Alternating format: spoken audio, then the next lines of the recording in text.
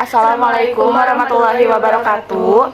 Perkenalkan, nama saya Asri Pujiati. Perkenalkan, nama saya Reva. Perkenalkan, nama saya Monita. Perkenalkan, nama saya Findri. Kami akan menjelaskan tentang sejarah Museum Pos Indonesia. Museum Pos Indonesia terletak di Jalan Cilaki, nomor 73 Bandung, Jawa Barat. Museum bersejarah ini sudah berdiri sejak zaman Hindia Belanda, tepatnya pada tahun 1933. Awalnya, bangunan ini bernama Pos Telegraf dan Telepon atau PTT. Pada saat perpindahan kekuasaan Indonesia dari pihak Belanda ke Jepang, Museum Pos Indonesia beserta koleksi benda pos yang ada di dalamnya tidak terawat baik.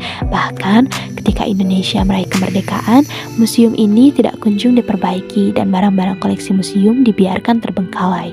Hingga pada tahun 1980, Perum Pos dan Giro mengambil inisiatif membentuk panitia guna memperbaiki dan merawat benda-benda koleksi museum yang bernilai tinggi.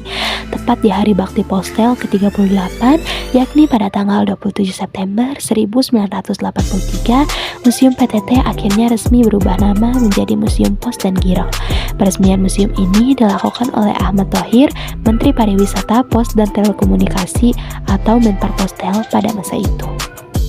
Museum yang namanya berubah kembali di tahun 1995 menjadi Museum Pos Indonesia ini memiliki ribuan perangko dari penjuru dunia.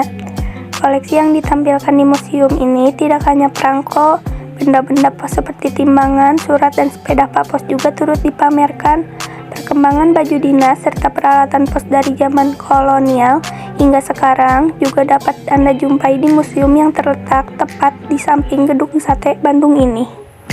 Pada bagian lain dari museum ini terdapat ruang yang memamerkan surat emas, surat dari berbagai raja-raja Nusantara kepada para komandan dan jenderal Belanda.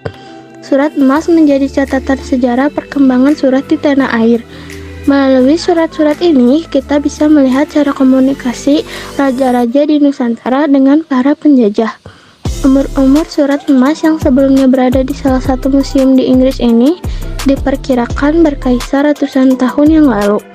Inggris menyimpan surat-surat berharga raja-raja Nusantara karena memang hampir semua surat yang dipamerkan ditujukan untuk Gubernur Jenderal Inggris Thomas Stamford Bingley Raffles. Museum ini memiliki beberapa ruangan terpisah yang setiap ruangannya menyimpan koleksi benda pos yang masih terawat dengan baik. Anda dapat mengunjungi museum ini bersama keluarga dan mengenalkan benda-benda pos bersejarah kepada anak-anak yang tentu saja bisa menambah pengetahuan mengenai sejarah dunia pos Indonesia.